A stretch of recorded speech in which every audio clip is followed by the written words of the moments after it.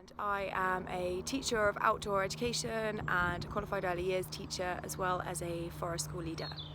And I've come outside today to talk to you about outdoor learning and mental health. So in the UK we are experiencing a complete school shutdown apart from key workers' children. And so parents have been plunged into home educating their children. I have two children.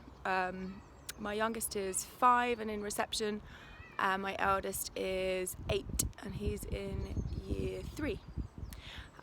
So I've been kind of developing a schedule for them and their learning.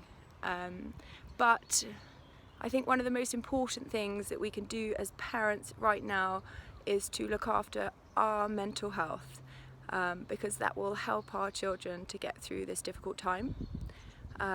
And through the work that I've already done with children with mental health problems, I've found that outdoor education and access to nature is one of the best ways of supporting our positive well-being. So as long as we can come outside, I will continue posting these blogs, and they'll be free for you to access and to look at, and hopefully you'll be able to use some of these ideas at home.